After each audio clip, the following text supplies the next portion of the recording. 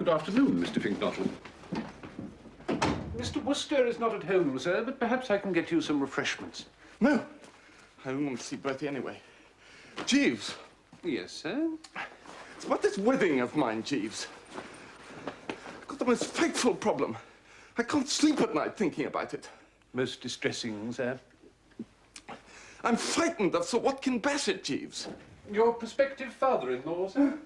And his friend, Watkyn and Spode, the amateur dictator. A week ago, I realized that I'd have to make a speech at the wedding breakfast, and that Watkyn and Spode and Sir Watkyn and Bassetts would both be in the audience. Perhaps I can be of assistance, sir.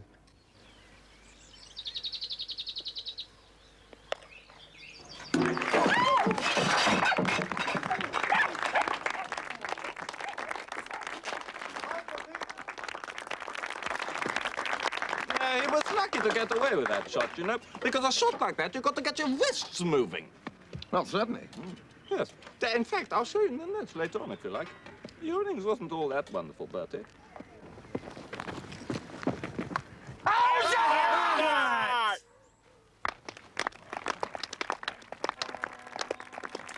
Oh, well, better go and show them how it's done, I suppose.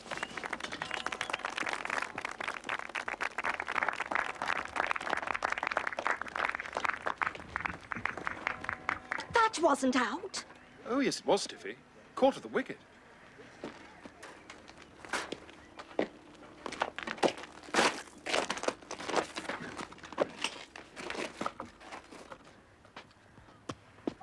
Two-leg, please, umpire.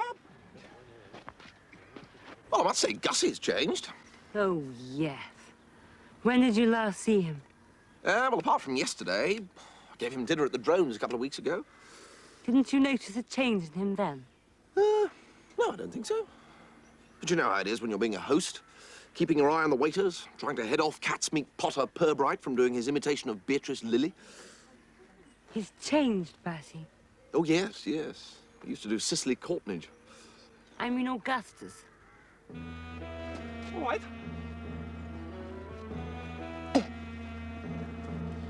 Right here.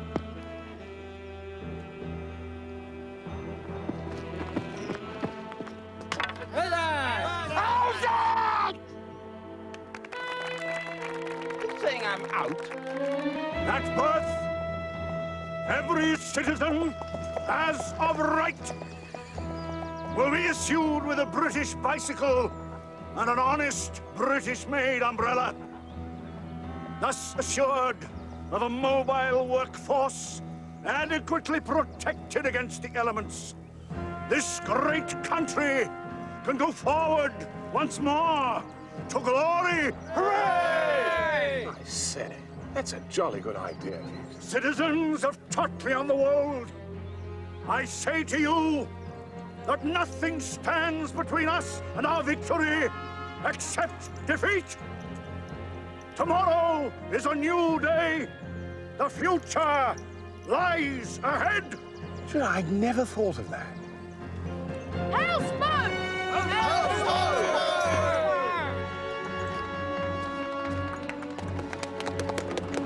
That sort of thing really makes you think, doesn't it, Jeeves? Indeed it does, sir. Ah, Jeeves, glad to see you here. You're just the sort of person we need in the movement. The working masses. I hesitate to contradict you, Mr. Spode, but the working masses and I have barely a nodding acquaintanceship. Good afternoon.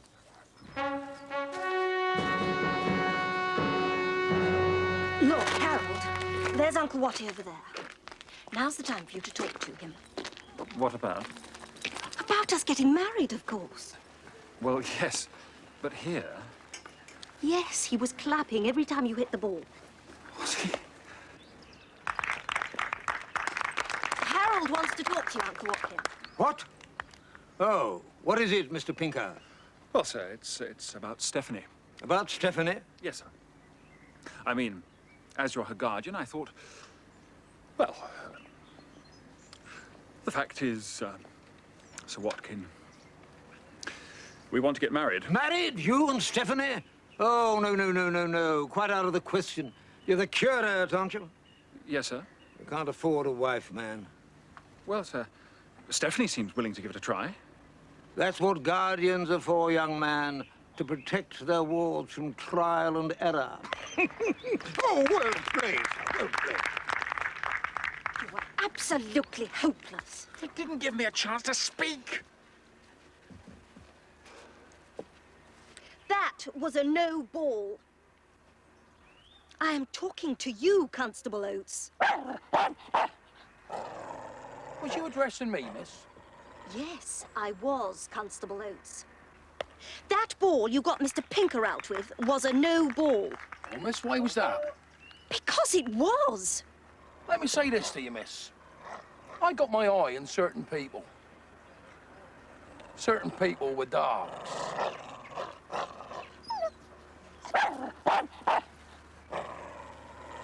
If you really loved me, you'd do something about that man. What do you mean, do something? Steal his helmet. He'd look a complete fool walking around the village without his helmet on. I can't go around stealing policemen's helmets. He insulted me. Oh, no, I don't think he meant anything. If you can't even do a simple thing like stealing a policeman's helmet for me, well, then I agree with my uncle about you. You'll never be a bishop.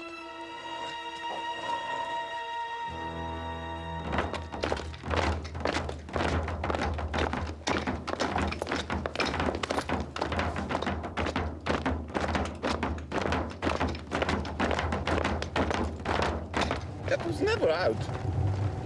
The standard of umpiring in village cricket nowadays is really very poor.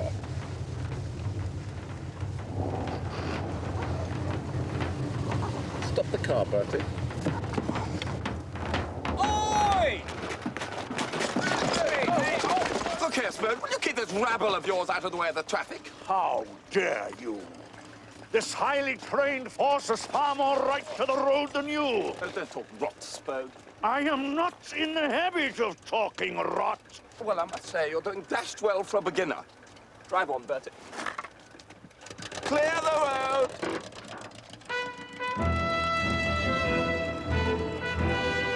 You watch where you're going this time.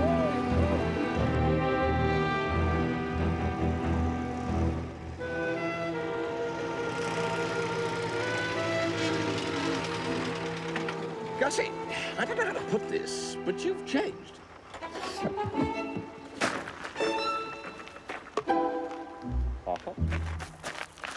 You can imagine what it was like for me to contemplate getting up to make a speech with Roderick Spode on one side of me and Watkyn and Bassetts on the other.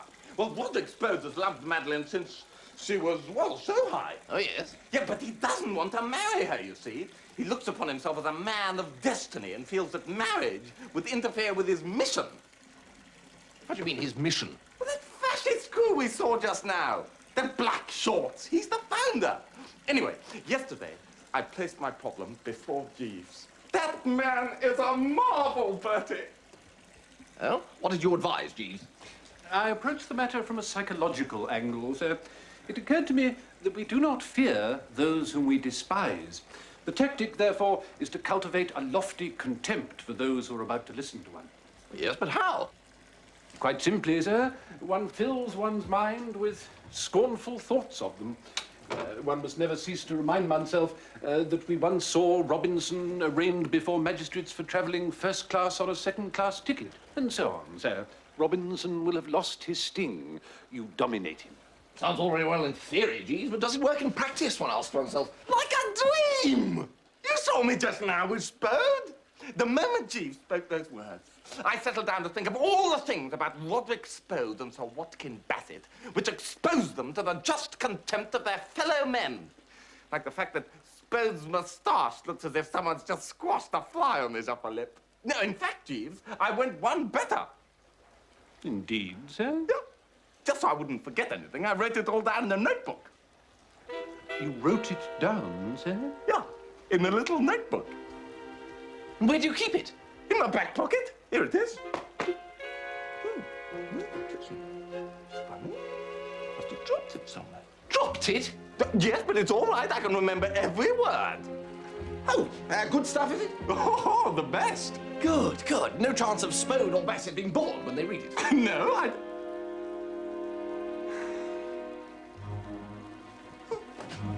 Now, Gussie, stop! I've got to get out. When's the next Calm train? down. Think, Gussie. Is there anywhere you may have dropped it? I can't think. How can I think? Is there anywhere you may have dropped it? No. Oh. Well, I had it in my trouser pocket when I was playing tennis this morning. Who are you playing with? Stephanie. We need more chairs, Butterfield. There are 400 guests, remember? Yes. Move those tables to the corner and fetch the plate up to the stable. Also, Stiffy. Hello, Bertie. Isn't it exciting? Oh, yes, indeed, yes. Stiffy, have you by any chance got a small leather-covered notebook that Gussie might have dropped this morning? The one full of the excellent character studies of Roderick Spode and my guardian? That's it, chap? Yes, I've got it. Oh, you have? Gosh, what a relief. Well, I'll sort of take it, as it were, if you don't mind. What do you want it for? Well, I want it because Gussie might easily lose it again, and then it might fall into the hands of your uncle, in which event he would certainly kick the stuffing out of the Gussie-Madeline wedding arrangements. And then Madeline might, well, get ideas once again about marrying yours truly. You know, Bertie, I'm sure your man Jeeves could think of some way of getting Uncle Watkyn to approve of Harold. Well, of course, one wishes you all the luck in the world and all that in that department, but I don't quite see what And then I could give you back the notebook. Stiffy, are you trying to blackmail me? Yes. Excuse me, Bertie. Come along. You should have finished that by now. You still haven't built the frosting of the band. There must be some way of getting Stiffy and Stinker under starter's orders without old Sir Watkyn registering an objection. Sir Watkyn is not a man easily persuaded, sir. Yeah. What is it, Jeeves?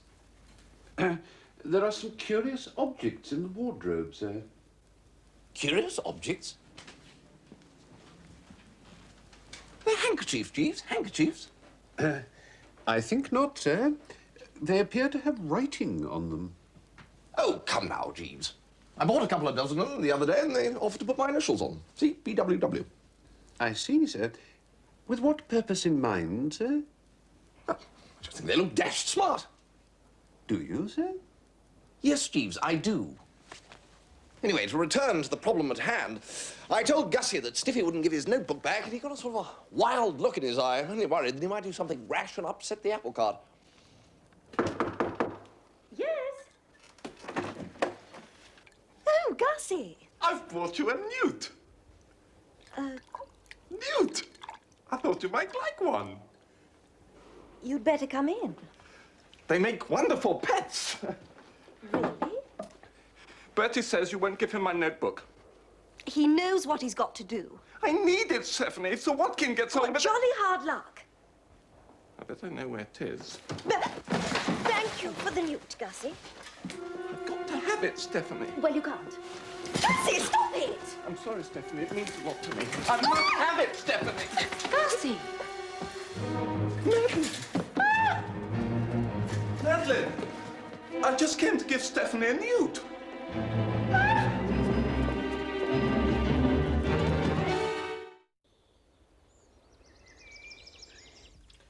Shall I lay out one of your novelty handkerchiefs for you today, sir? Oh, come off it, Jeeves. Everyone wears things with initials on them nowadays. I thought practice was restricted to those who are in danger of forgetting their names, sir. You know, Jeeves, there was a very odd atmosphere at dinner last night. Perhaps best described as dour. I was never under the impression that Totley Towers had a reputation for prandial jocundity, sir. Oh, true, Jeeves, true, but the atmosphere was even less than usually jocund. Mr. Fink-Nottle was presumably worrying about his notebook, sir. Mr. Fink-Nottle did not turn up for dinner at all, Jeeves. Indeed, sir. And Roderick Spode didn't look too happy either. Now I have grisly premonitions about Spode, Jeeves. The trouble is, I've forgotten that jolly useful word you unearthed for me. Sir? The one about some scandal in Spode's past that always reduces him to a quivering mass of apology. I have a feeling I may need it. You are referring, I think, sir, to eulalie. Eulalie, that's it, yes.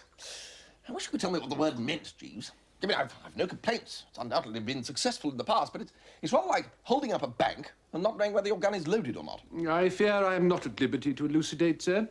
You may rest assured, however, that the weapon is loaded. The other really odd thing about last night was Madeline's attitude.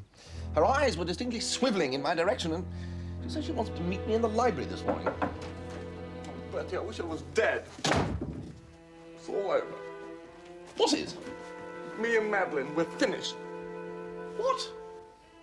What have you been doing to her? It wasn't me, it was her. You know you told me Stephanie wouldn't give up the notebook. Yes.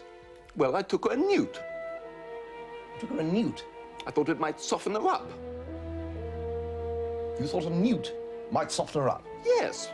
It didn't, though. Anyway, I was struggling with her on the bed, and then Wait a minute. And Madeline came in. That's the whole story.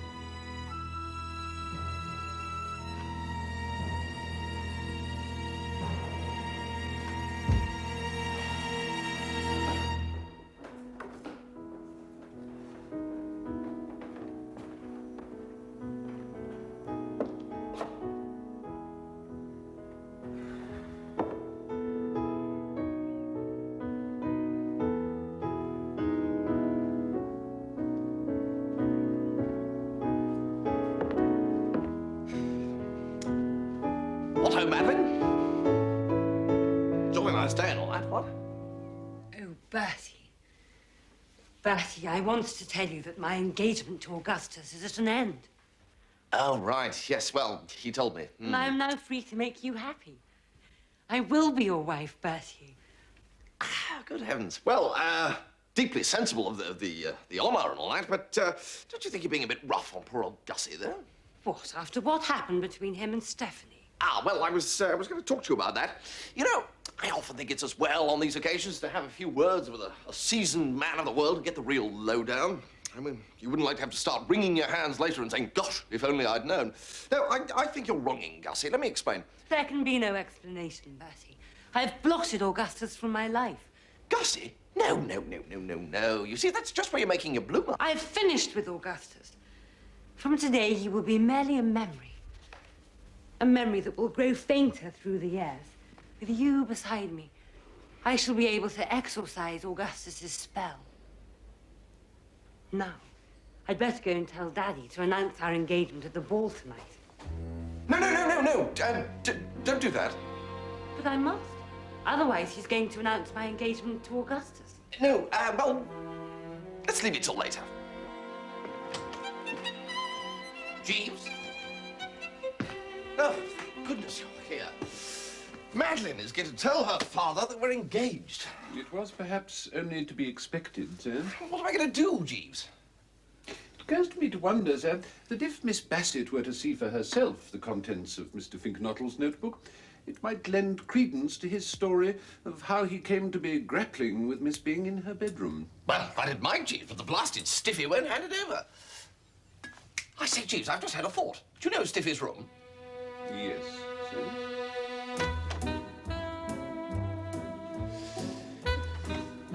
Right, Jeeves, you take the wardrobe. I'll deal with the chest of drawers.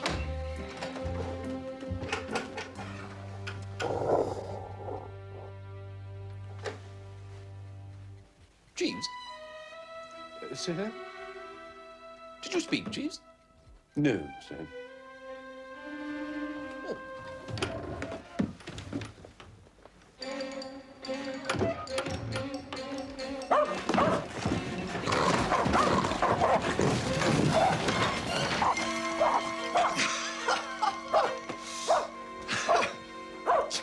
Surely not frightened of a tiny little dog, Jeeves. If I may be so bold as to contradict you, sir, the creature seems to me to be above average in muscular development. I would also draw your attention to the number and size of the teeth.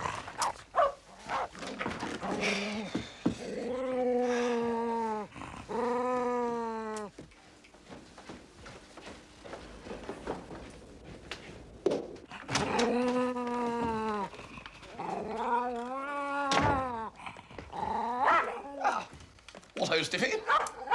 I expect you're surprised to see us here. No, I'm not. You've been looking for that notebook, I suppose.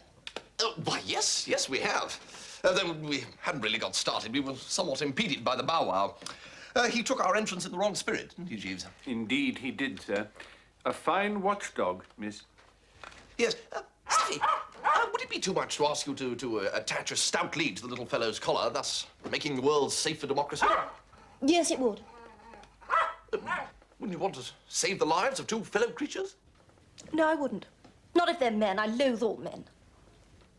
Oh, come now, Stiffy. Don't you come now, me, Bertie Wooster. Do you know what Harold said? No, I don't, Stiffy. I'd be most interested to learn, of course, wouldn't we, Jeeves? I burn with curiosity, sir. I feel, however, that I could give the matter livelier attention were I not perched on this wardrobe. Oh, very well.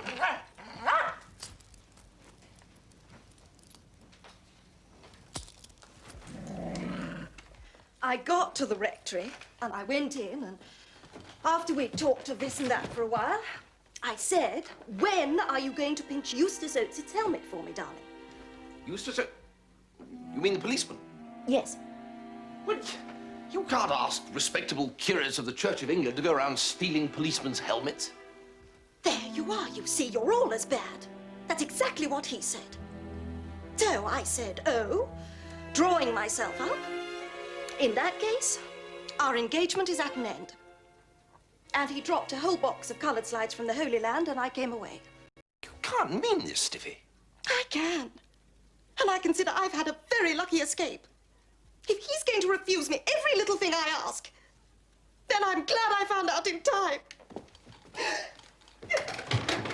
Well, this is too bad, Stiffy. The heart bleeds, eh, Jeeves? Distinctly, sir. Well, I can only hope that the time, the great healer, will eventually rally around and stitch up the wound. In the meantime, under the circs, I think we'd better just take the notebook and toddle off, Stiffy. Oh, don't talk to me about notebooks now. Oh, how can you be so heartless? Oh, I wish I were dead. Then you'd be sorry then, wouldn't you?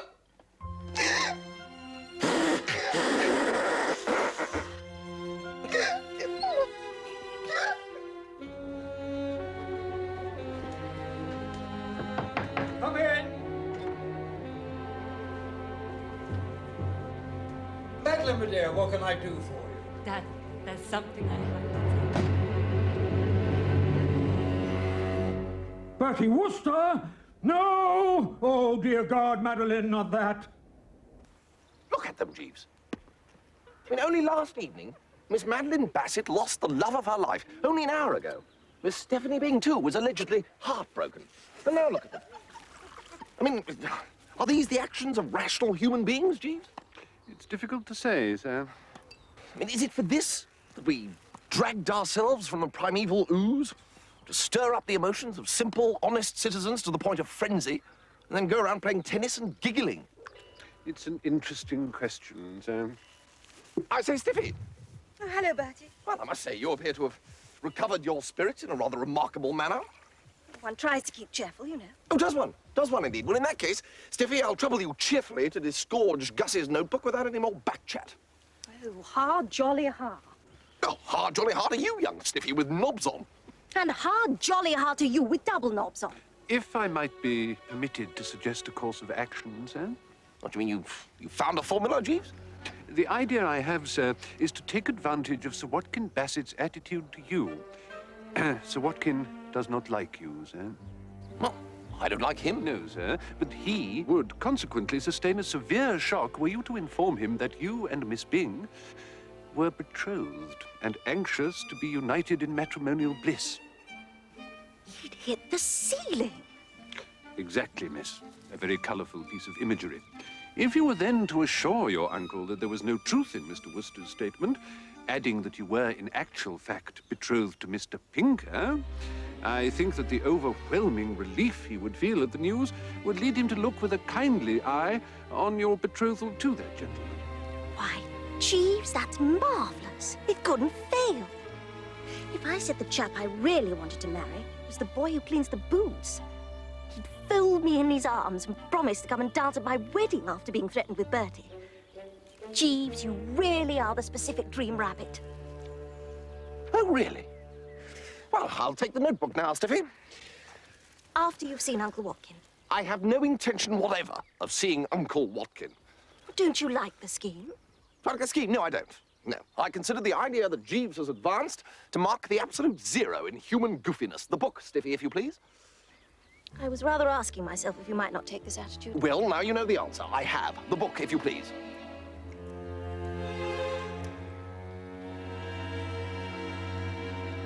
Now, I want you to keep a general lookout out. There's always a few gate crashers. I'll keep my eyes peeled, Sir Watkyn, sir. Yes, Mr. Wooster. Could I speak to you for a moment, Sir Watkyn? No hurry. Speak to me? Well, if you really... Yes, all right. That's about all out, I think. Very good, sir. Watkyn, sir. Sir. Now, Mr. Wooster. Yes, well, I just wanted to have a bit of a chat. Yes? Have you ever thought about love, Sir Watkyn? You didn't come here to discuss love. Well, yes, I have, actually. I mean, wherever you go, there it is, buzzing along in every class of life. I mean, take Newts, for instance. You quite well, Mr. Wooster. No, no, no! The big flower arrangements are for the buffet table. No, I was just quoting Gussie, think not all, really. Read the Newts, that is. And starfish, too, according to Gussie. And also ribbon-like seaweed, which is seaweed that sort of looks like ribbon. Anyway, Gussie! Mr. Wooster, will you please come to the point? Oh, right. Well, I just want to say that you will not be losing a niece, but gaining a nephew. Niece? Nephew? Stiffy and me, you know. Stiffy? Stephanie. I have the honour to ask for your niece's hand in marriage. But I thought it was my daughter. What was? My daughter distinctly told me that you and she were... Madeline? Oh, no. It's Stiffy, all right. Stephanie, yes. Oh, well, in that case, of course, Mr. Wooster. I'm delighted. I'm sure you and Stephanie will be very happy together. Are you absolutely sure about that, sir? I mean... She will make something of you, perhaps. I'm sure there are many good qualities underneath that, rough exterior.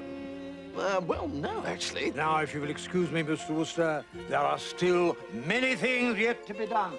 I shall take the greatest pleasure in announcing your engagement to Stephanie at the ball this evening. What do you mean we're engaged? He welcomed me with open arms. It was always a danger, of course. I have no intention in the world of being engaged to you, Bertie Wooster. Well, it's going to be announced tonight. Not if I have anything to do with it, it isn't.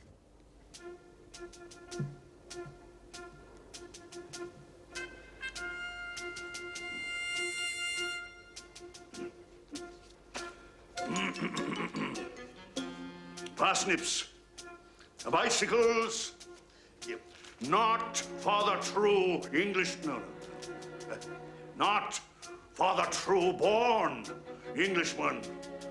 Blah, blah, blah, blah. British bicycles. There's something, umbrellas. There's something. The entire expanse of Hertfordshire.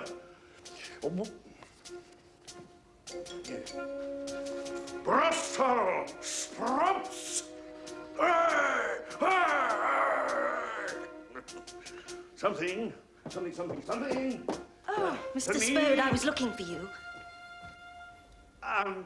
Yes, what is it, Stephanie? It's about me and Mr. Pinker. Uncle Watkyn's being terribly mean about him. I was wondering if you could talk to him for me. He does respect your opinion. Oh, yeah. I really don't think that I can interfere in a purely family matter, Stephanie. Oh, yes, of course. I understand that, Mr. Spode. But I have something you might be interested to see. Oh, really?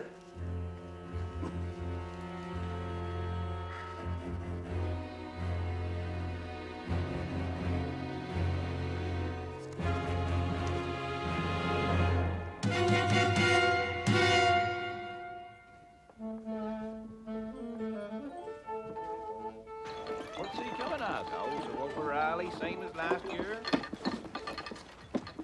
Where'd you like these two? Put them down there, please.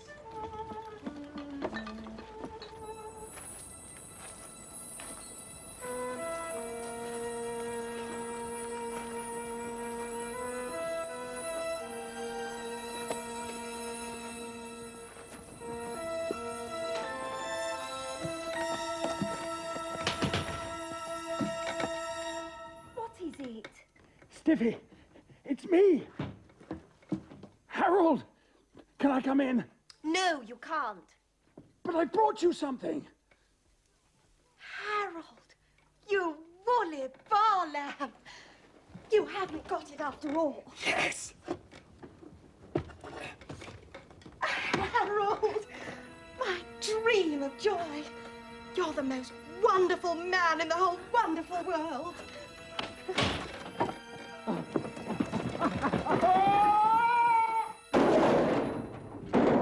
Sorry to disturb you, sir. I asked to make a search of all the rooms. An item of police equipment has been stolen. Oh, what fun. In you come. Much obliged, sir.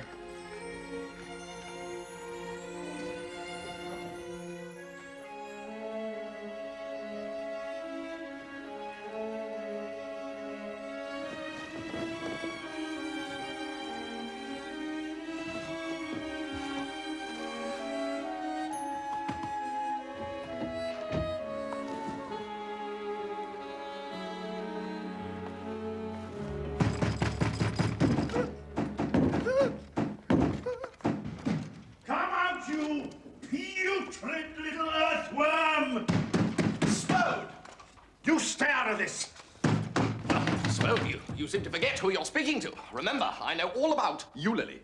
Oh. Oh, yeah. Oh, it's you, Wooster. Nice evening. Well, upon my word, Spode, this is too much. This is just that little bit above the odds that compels a man to take drastic steps. But Wooster, I must warn you, Spode, that my patience is not inexhaustible. But you don't know the provocation I've had from this Finknottle. He says that I am a pompous ass. Oh, when did Mr. Finknottle say that to you? Well, he didn't say it. He wrote it. Look. Yes, give me that book, Spode. Yeah, but I should like you to have it, Wooster. Then you can see what I mean. Look what he says there about how I eat asparagus. I'm going to tear your head from off your shoulders. Spode, control yourself. Sorry. You're going to keep the book, Wooster? I am. Well, can I get on with beating this door down? Certainly not. All you do now is pop off. Pop off? Pop off. Leave me, Spode. I would be alone. Yes. Well, yes, thank you, Wooster. Good night. Gussie, your troubles are over. I wish I was in Lincolnshire, Bertie. It's so peaceful in Lincolnshire, Bertie. You can... Oh, never mind about that. I got your notebook back. Oh, Bertie. Now, you sprint along and show it to Madeline, and she'll understand why you were so anxious to wrest it from Stiffy's handbag. Will she, Bertie? Will she? She will. Now go. Gussie, how could you? Well, it's true. He has got hair growing out of his ears. Shall we take the poultry and roast beef up to the buffet tent now, Miss Madeline? Oh, yes, the guests will start arriving soon for dinner. But you see why I had to get the book back from Stephanie. Gussie, you are so foolish sometimes. But I suppose I can be foolish, too. Do you know what that blasted Finknottle has done? Mr. Finknottle is here, Daddy. You goggle-eyed idiot! You filled me bathtub with newts! I know that. Oh, my gosh, you haven't touched them, have you? I'm in the middle of a most important experiment. Touched them? I've pulled the plug on the beastly things. I'm not going to share me bath with a lot of slimy amphibians. You silly old ass! You unmitigated, pudding-headed old jobber now! Hello, Butterfield. You're looking well. Hello, Bundy. I'm all fine. You don't look anything like fine. Hello, Bundy. You are a car. If it wasn't for the awful threat of lifelong union to Stiffy Bing, Jeeves, I should be quite looking forward to this thrash. An unlooked-for betrothal often casts a pall, sir. Oh, Bertie! Bertie, it's all off again. What is? The marriage, of course. Well, I didn't know it was on. I'm rather losing track of your vagaries, Gussie. Didn't you show Madeline the notebook? Yes, that was all right. Then I had a row with her father. Oh, and, what about? Well, I broke one of the tanks in my room and had to put a few newts in his bath. In his bath? He didn't like it. He pulled the plug out. And? Well, I ticked him off properly. Called him every name I could think of. In fact, I called him names I hadn't a notion I knew. And when I finally paused for breath, he forbade the banns and I gave him the notebook. You gave him the notebook? Yes, just as he was leaving. Thought there might be some names in it which I'd forgotten to call him. What's the matter, Bertie? Well, can't you see what you've done, you poor old chump? If old Bassett has read the contents of that notebook, then nothing will bring him round. I mean, words spoken in anger you might have got away with, but coldly considered opinions inscribed day by day in a notebook, well, that's another matter. Oh, my Lord. Jeeves, what shall I do? Am I to gather that Sir Watkyn was about to bathe when he found your little creatures in his bath, sir? Oh, yes, I suppose so. He had his dressing gown on. It is possible, then, that Sir Watkyn has not yet read the contents of the notebook, that he has set it aside as something to look forward to after he has completed his ablutions. By George, Jeeves, you're absolutely right. All you have to do, Gussie, is to nip into his room and pinch the notebook while he's in the bath.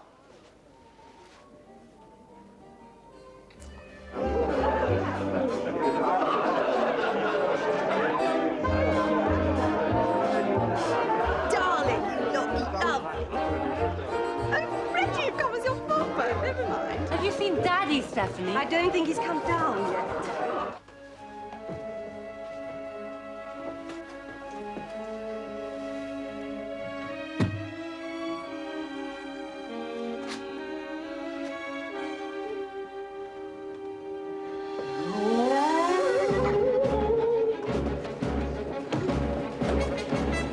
Well, it was. Did you see that Fink Knottle come this way? Fink? Knottle dressed up as the devil. No one hasn't come this way, Sir Watkyn, sir. Watkyn, I've been looking for you. The guests are wondering where you are. Did you see that Fink Knottle as you came up? No. Blast it. Well, what are you doing up here anyway? Searching, Sir Watkyn, sir. Searching? Someone has stolen my helmet. Stolen your helmet? Correct, Sir Watkyn, sir. Oh, I know who's got that. Bertie Wooster. Then ho for the festivities, Jeeves. Well, I must say, Jeeves, if there's a dash to be cut tonight, your employer will be the one who is cutting it. I hope that Sir Watkyn's announcement of your nuptials will in no way tarnish your enjoyment, sir. I was trying to blot that out of my memory, Jeeves. Is the prisoner not to be allowed a few brief moments of forgetfulness before execution takes place? I'm sorry, sir. It was thoughtless of me. No matter, Jeeves. We Woosters are known for our insouciance in the face of fearful odds. My cigarette case, if you please. Oh, the lighter, if it's there. Is something amiss, Jeeves? Sir? You appear to be preoccupied. Yes, sir. I have discovered that there is a policeman's helmet concealed in our wardrobe.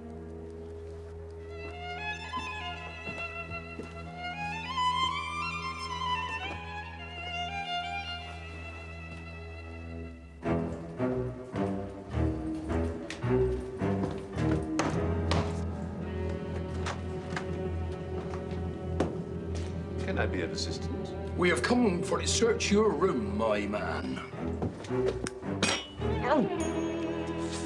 Ah, what ho, Sir Watkyn? Kindly do not address me in that familiar way, Wooster. I happen to know that once again you're yielded to the awful temptation to steal a policeman's helmet. Oh, rot. The constable and I have received specific information from an eyewitness. He will proceed, therefore, to search your room without delay. Very well. If that is the spirit in which you interpret your duties as a host, carry on. All I can say is don't count on me coming back here. Right.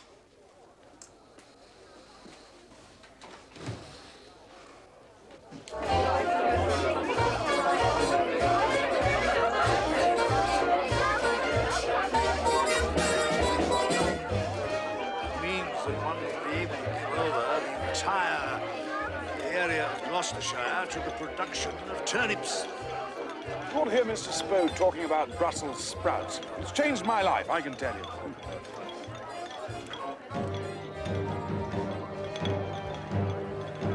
Frank Knottle!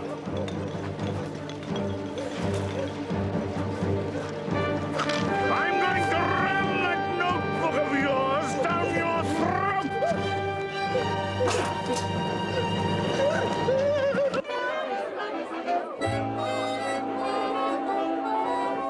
Augustus thinks I'm cross with him, but I was so impressed by the way he stood up to my father.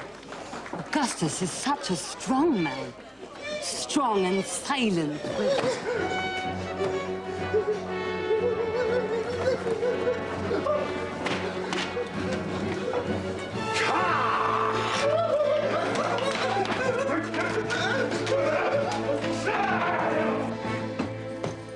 He's got it somewhere, Sir Watkyn, sir. I swear. It appears I owe you an apology, Mr. Wooster. Sir W. Bassett, you never spoke a true word. I came here at your house as a guest, in good faith, and I have been subjected to intolerable abuse. My goods and chattels have been violated. Is this the way you welcome guests in Gloucestershire? I mean, is this the treatment to which free-born, right-thinking Englishmen are to be subjected? No, I say. Now, since time immemorial, it has been truly said that Britons never, never, never shall be slaves. And yet, my friends, today innocent Britons may be invited to seemingly respectable country houses for the weekend and used most vilely.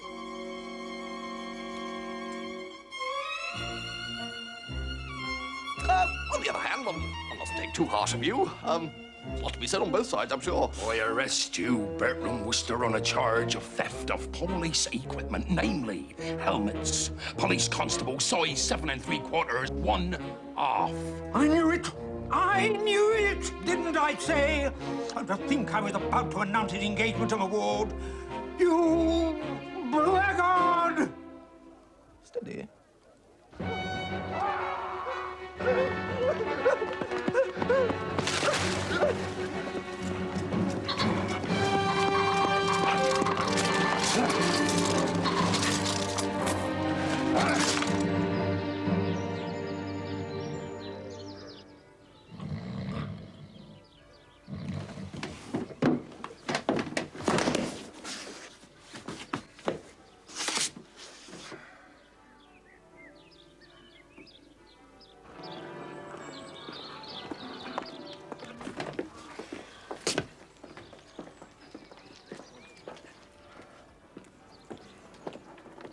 Hi!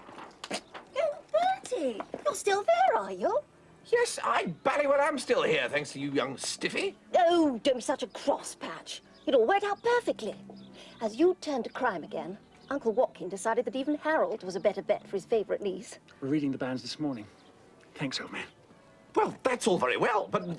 Got to go now, Bertie.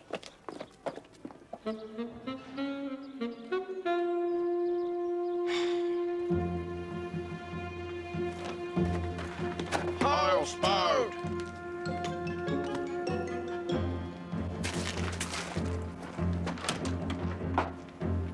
Mr. Spode, sir? Just one word, sir. Now, what is it? The one word, sir, is eulalie. You're free to go now. Free?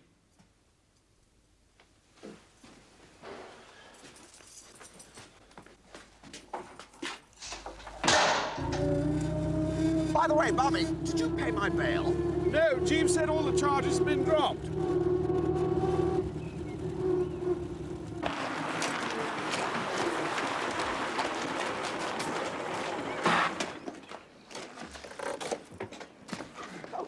Otto? Yeah. Carry on, men.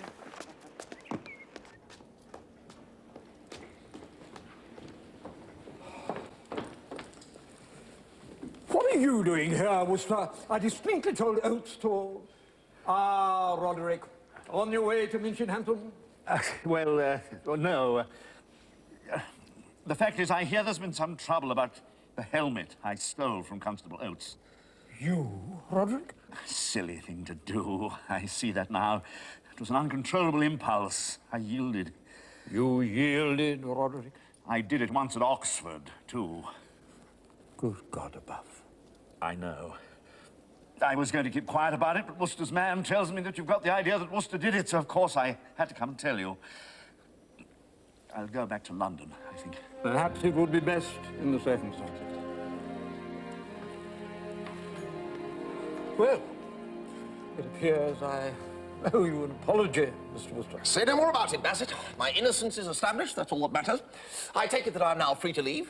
Certainly, certainly. Goodbye, Mr. Wooster. And not so fast. I'll trouble you for that notebook of Mr. Fingnottle's first. Certainly not. That is evidence, Mr. Wooster. Very well, Sir Watkyn. Then in tomorrow's Times, you can read the announcement of my forthcoming marriage to your daughter, Madeline. You wouldn't. I dashed well would. That's below the belt, Wooster. Thank you. Goodbye, Bassett. I need scarcely say, I think, that I hope this will be a lesson to you. You really again, Jeeves? Indeed, sir. Yeah, dashed useful word, that. There isn't anyone else I could use it on, is there? I regret not, sir.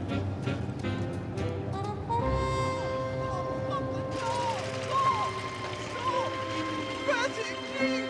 Oh, it's a miracle! Thank heaven it's you! Oh, I'm absolutely pleased to have been all night in the wood.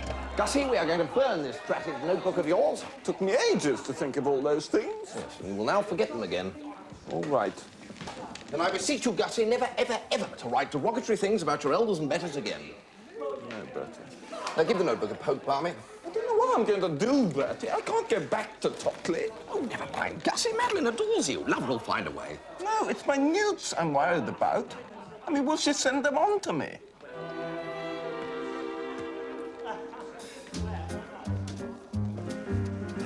You ever been to Gussie's place in Lincolnshire? No, what's it like? Well, a lot of newts. Good Lord! It's Spode. That doesn't suit him, does it?